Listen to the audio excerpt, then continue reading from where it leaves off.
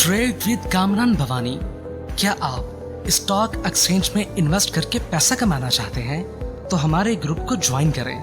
हम आपको देंगे बर वक्त और बेहतरीन मशवरे। हमारे पास अकाउंट खोलने और ग्रुप ज्वाइन करने के लिए इन व्हाट्सएप नंबर पर राब्ता करें। Kamran Memon Bhavani 0345-826-4499।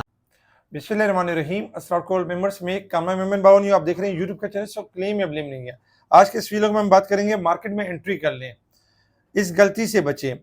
Right time entry and exit, ये जानना बहुत ज़रूरी है। इस वीलॉग के अंदर वीलॉग स्टार्ट करने से पहले करेंगे एक अच्छी बात।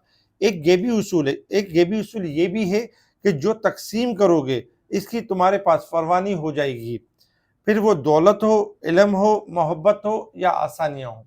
बिल्कुल, जो चीज़ बांटेंगे वो बढ़ती जाएगी। ये एक गेबी उसूल है। अच्छा, वीलॉग को स्टार्ट करते हैं। और वीलॉग के हवाले से कल ही आपको बता दिया गया था कि बहुत सारे लोग, कल जब मंदी थी, कल जब प्रेशर था, 2 दिन से मार्केट नहीं चल रही थी, वॉल्यूम्स डाउन थे, मार्केट स्लो थी, मार्केट के अंदर एक लैकलस्टर डे था कल। तो उसमें अक्सर क्लाइंट वही गलती करते हैं कि मार्केट नहीं चल रही, मार्केट लॉस दे रही है, मार्केट ये कर रही है, बहुत जल्दी जो है वो फैसला बना लेते हैं। फिर उसके ऊपर अगर हम देखें तो बहुत सारे जो सोशल मीडिया पे यूट्यूबर्स हैं वो फिर आपको और डराते हैं कि अब तो मार्केट 1,05,000 हो जाएगी, अब तो मार्केट 95,000 हो जाएगी, और मार्केट नीचे से चली अब तो 70,000 हो जाएगी। और वो वही बात कि जो इन्वेस्टर्स बहुत सारे कान रखते हैं इधर उधर, तो वो फैसले भी गलत करते हैं। वो यही करते हैं कि कल बहुत सारे क्लाइंट प्रेशर में आए और उन्होंने माल भी सेल कर दिया। हमारी तरफ से बचाते रहे, हम बताते रहे कि देखिए मार्केट में ओवरसोल्ड साइड पर है, मार्केट अपने आप को थोड़ा डिस्काउंट कर रही है और मार्केट आपको मौका दे देगी। मार्केट से एग्जिट करने का टाइम नहीं है। आज आपने देखा एग्जिट करने का टाइम नहीं था, क्योंकि आज मार्केट स्टार्ट रही पॉजिटिव और 1509 पॉइंट मार्केट ने एक टाइम में गेन किया। 1,13,252 का मार्केट ने हाई दिखाया। क्लोजिंग रही 1,13,088 के करीब। 1,344 पॉइंट का इजाफा रहा मार्केट के अंदर। वॉल्यूम्स में भी इजाफा रहा। 544 मिलियन के वॉल्यूम्स रहे, जो कल के वॉल्यूम से यानी ज्यादा थे। कल 510 मिलियन के वॉल्यूम्स थे और आज वॉल्यूम में भी इजाफा रहा। Top volume leader, top gainers, decliner आपके सामने। अगर हम सेक्टर वाइज पोजीशन देखें तो सेक्टर वाइज पोजीशन में आज सीमेंट सेक्टर आपका टॉप पे रहा। कल इसकी कॉल के बारे में बताया गया था कि आज सीमेंट सेक्टर ने अच्छा परफॉर्म करना है। 287 पॉइंट प्लस के साथ परफॉर्म किया। ऑयल एंड गैस सेक्टर्स ने परफॉर्म किया 265 पॉइंट। कमर्शियल बैंक्स और fertilizer, investment bank, power generation, automobile, pharmaceuticals, सारे सेक्टर्स आपके पॉजिटिव रहे। नेगेटिव साइड पर देखें तो टेक्सटाइल, मिसलिनियस, टेक्नोलॉजी और शुगर, इनमें हमने स्लाइटली यानी कि गिरावट देखी। इसके अलावा अगर हम देखें तो आज कुछ न्यूज़ भी अच्छी थी मार्केट के अंदर। सबसे पहले ये न्यूज़ थी कि पाकिस्तान मईशत दुरुस्त रास्ते पर है, आईएमएफ का कहना था। आईएमएफ एमडी आईएमएफ की वजीर खजाना यानी खजाना की तारीफ भी, क्योंकि जिस तरह के मामला लेके वजीर खजाना चल रहे हैं वो बेहतरीन चल रहे हैं और आईएमएफ की तरफ से यानी कि तारीफ भी की गई। कल हमने कुछ लेवल्स दिए थे स्टॉक से, बेशतर स्टॉक्स अपने यानी जो लेवल्स बताए गए थे उन लेवल्स को हिट करते हुए यानी नजर आए।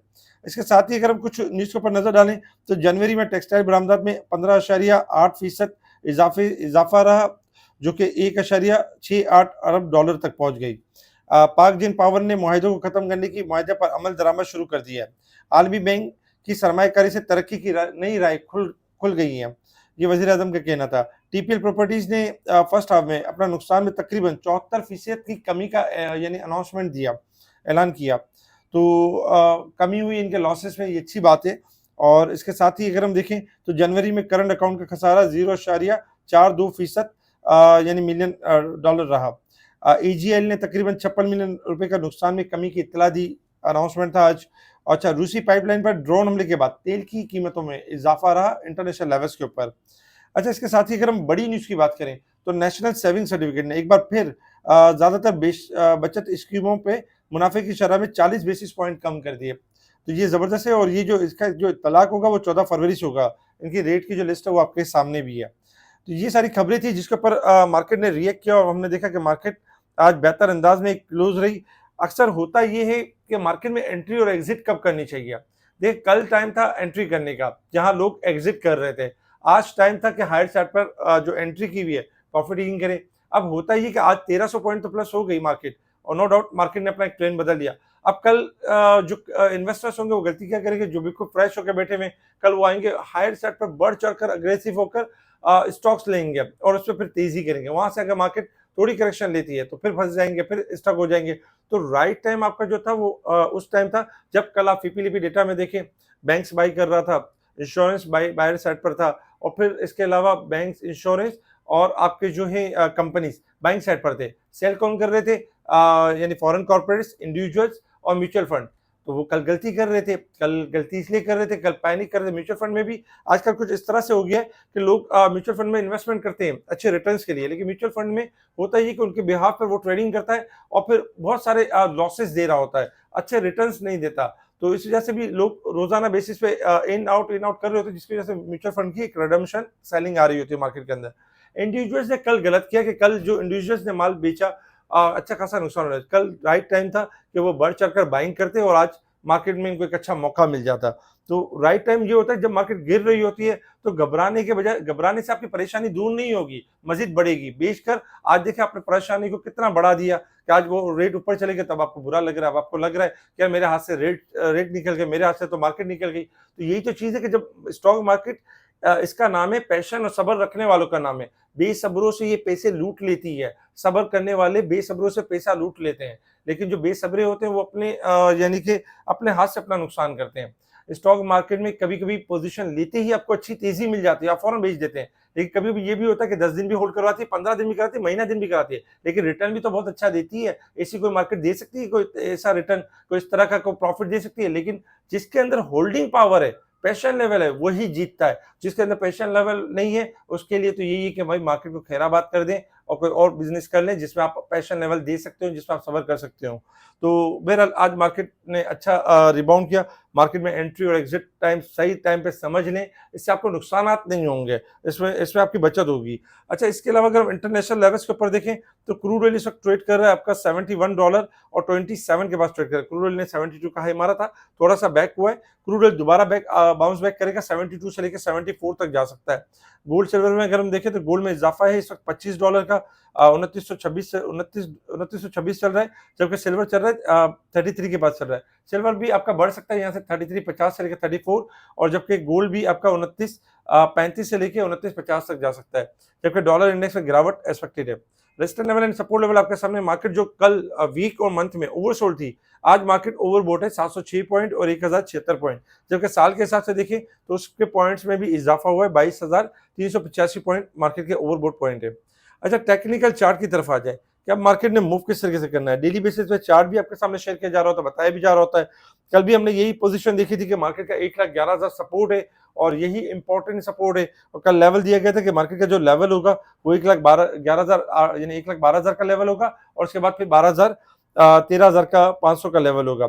आज आप देख रहे होंगे कि 1,13,500 के करीब आके मार्केट क्लोज रही है, 1,13,088 के करीब क्लोज रही है।